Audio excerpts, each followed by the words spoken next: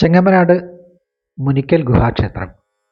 ഇവിടുത്തെ പ്രധാന പ്രതിഷ്ഠ സുബ്രഹ്മണ്യ സ്വാമി, ശാസ്താവ്, ഗണപതി, നാഗങ്ങൾ. കൂടാതെ ഈ ക്ഷേത്രം ഇവിടെ പ്രതിഷ്ഠ നടത്തിയത് ശ്രീ ചട്ടമ്പി സ്വാമികളായിരുന്നു. അദ്ദേഹത്തിൻ്റെ ഒരു പ്രതിഷ്ഠയും ഇവിടെ ഒരു ഗുഹയിൽ ഉണ്ട്. വളരെ മനോഹരമായിട്ടുള്ളൊരു ക്ഷേത്രം ചെങ്ങമ്മനാട് എന്ന പ്രദേശത്താണ്.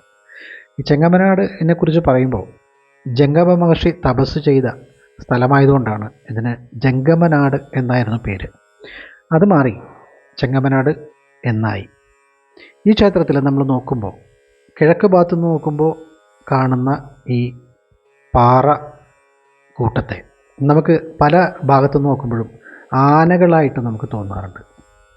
നമ്മൾ ഇതിൻ്റെ വിവിധ ഭാഗങ്ങളിൽ നിന്ന് നോക്കുമ്പോൾ ആനയുടെ പല പോസ്റ്ററുകളായിട്ട് നമുക്കിതിന് തോന്നാറുണ്ട്. ഒരു ആനക്കൂട്ടം നിൽക്കുന്നതായിട്ടും ആന നിൽക്കുന്നത് പോലെയും അതുപോലെ കിടക്കുന്നത് പോലെയും ഒക്കെ നമുക്ക് തോന്നുന്ന പല പോസ്റ്ററുകൾ നമുക്ക് ഈ പല ഭാഗത്തു നോക്കുമ്പോഴും കാണാൻ പറ്റും.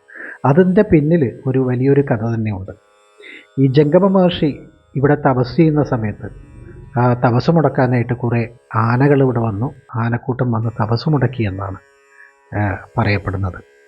അപ്പോൾ കോപിഷ്ഠനായിട്ടുള്ള ഈ ജംഗമ മഹർഷി ഈ ആനക്കൂട്ടങ്ങളെ ശപിക്കുകയും ആ ആനക്കൂട്ടങ്ങൾ പിന്നീട് പാറകളായി മാറുകയും ചെയ്തു എന്നാണ് ഇതിൻ്റെ പിന്നിലുള്ള ഒരു ഐതിഹ്യം.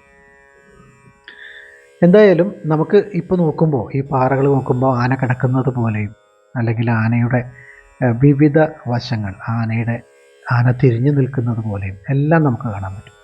നമ്മൾ കിഴക്ക് വശത്തുകൂടി ഈ ക്ഷേത്രത്തിലേക്ക് വരുമ്പോൾ പ്രത്യേകിച്ച് അങ്ങോട്ടേക്ക് പോകാനായിട്ടൊരു വീടുകളുടെ ഭാഗത്തേക്ക് പോകുന്നതിനോടൊപ്പം തന്നെ അവിടെ നിന്നൊരു ഗേറ്റ് കിഴക്ക് ഭാഗത്തുനിന്ന് ഈ ക്ഷേത്രത്തിലുണ്ട്.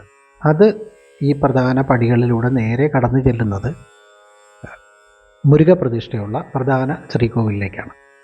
അവിടെ നിന്ന് പ്രദക്ഷിണം നമ്മൾ അവിടെ നിന്ന് ആ ക്ഷേത്ര ശ്രീകോവിലിന് പ്രദക്ഷിണം വെച്ച് അവിടെ നിന്ന് തൊഴുത് നമ്മൾ താഴെ ഇറങ്ങുന്ന ഭാഗത്ത് ഗണപതിയും അതുപോലെ ശാസ്താവും നാഗങ്ങളും ഒക്കെ ഉണ്ട്. ഇതിൻ്റെ ഈ ക്ഷേത്രത്തിൻ്റെ കിഴക്ക് ഭാഗത്തുള്ള പടികളുടെ സൈഡിലായിട്ട് നാഗപ്രതിഷ്ഠയും നമുക്ക് കാണാം. അതുപോലെ ഇതിൻ്റെ പടിഞ്ഞാറ് ഭാഗത്തുള്ള ഭാഗമാണ് ഇതിൻ്റെ പ്രധാന കവാടം. ഈ പ്രധാന കവാടത്തിലേക്ക് കടക്കുമ്പോൾ തന്നെ വിശാലമായിട്ടുള്ള പാർക്കിംഗ് സൗകര്യമുണ്ട്. അത് കഴിഞ്ഞ് നമ്മൾ പടികൾ കയറി വരുമ്പോൾ നേരെ ഈ പടികൾ കയറുന്നതിൻ്റെ ആ പടികൾ നേരെ പോകുന്നത് ശ്രീകോവിലേക്കാണ്, മുരുക പ്രതിഷ്ഠയുള്ള ശ്രീകോവിലേക്കാണ് പോകുന്നത്. അതിൻ്റെ വലത്തുഭാഗത്തായിട്ട് കാണുന്നതാണ് ശാസ്താ ക്ഷേത്രം. ഇവിടെ തൊഴുത് നമുക്ക് ഈ പടികളിലൂടെ മേലേക്ക് കയറാം. മേലേക്ക് കയറുമ്പോൾ കുറച്ച് ഭാഗം പടികളും പിന്നെ പാറയുടെ മുകളിൽ കൂടി നടന്നു പോകുന്ന ഭാഗവും കൂടിയാണ്.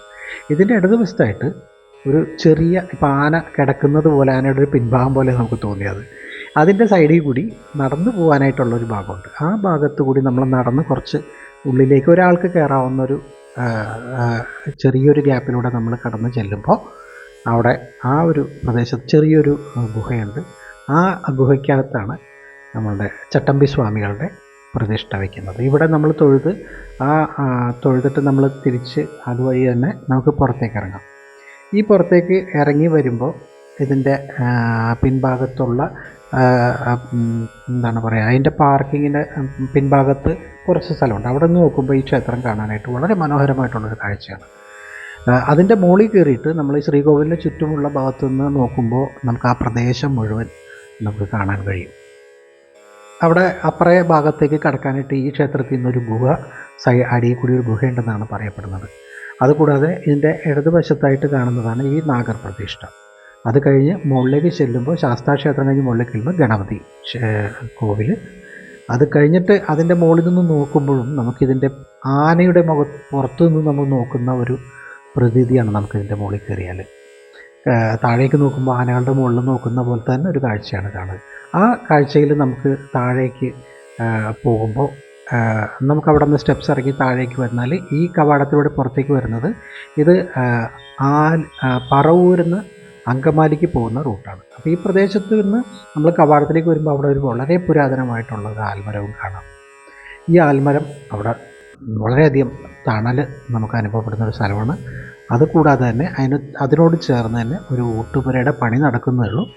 അത് കഴിഞ്ഞിട്ടാണ് ഇതിൻ്റെ നടപ്പന്തലുള്ളത്. അപ്പോൾ എന്തായാലും ഈ ഭാഗത്തുനിന്ന് നമുക്ക് വളരെയധികം സൗകര്യമുള്ളൊരു പാർക്കിംഗ് സൗകര്യമുണ്ട്. അവിടെ വണ്ടികൾ പാർക്ക് ചെയ്യാം. അതുകൂടാതെ തന്നെ ഈ പറവൂരിൽ നിന്ന് വരുന്ന ആൾക്കാരെ സംബന്ധിച്ചിടത്തോളം പറവൂരിൽ നിന്ന് നമ്മൾ ചെങ്ങമ്മനാട് ജംഗ്ഷനിലേക്ക് എത്തുമ്പോൾ ലെഫ്റ്റ് സൈഡിലായിട്ടാണ് ഈ ക്ഷേത്രം നമുക്ക് കാണാൻ പറ്റും. ആ മെയിൻ റോഡിൻ്റെ സൈഡിൽ തന്നെയാണ് ഈ ക്ഷേത്രം നിൽക്കുന്നത്. ഇവിടെ ആ പാറകളും നമുക്ക് കാണാൻ പറ്റും. ബസ്സിലൊക്കെ ഇരിക്കുന്ന ആൾക്കാർക്ക്, വണ്ടിയിൽ പാസ് ചെയ്യുന്ന ആൾക്കാർക്ക് ഈ പാറകൾ കൂട്ടങ്ങളൊക്കെ കാണാൻ പറ്റും. ദൂരെ നിന്ന് നോക്കുമ്പോൾ നമുക്ക് മനസ്സിലാവും ഈ ക്ഷേത്രത്തിൻ്റെ ഒരു പ്രത്യേകത. ക്ഷേത്ര സംരക്ഷണ സമിതിയുടെ കീഴിലുള്ള ഈ ക്ഷേത്രം അങ്കമാലി അത്താണി എയർപോർട്ടിൻ്റെ ഭാഗത്തുനിന്ന് അവിടെ നിന്നൊരു 1 കിലോമീറ്റർ കഷ്ടി ഇങ്ങോട്ട് വരുമ്പോഴാണ് ഈ ചെങ്ങമ്മനാട് ജംഗ്ഷൻ. അവിടെ വരുമ്പോൾ നമുക്ക് ഈ ബോർഡ് കാണാൻ പറ്റും. എന്തായാലും നിങ്ങൾക്ക് ഈ വീഡിയോ ഇഷ്ടപ്പെട്ടെങ്കിൽ ലൈക്ക് ചെയ്യാനും ഷെയർ ചെയ്യാനും സബ്സ്ക്രൈബ് ചെയ്യാനും മറക്കാതിരിക്കുക. നന്ദി, നമസ്കാരം.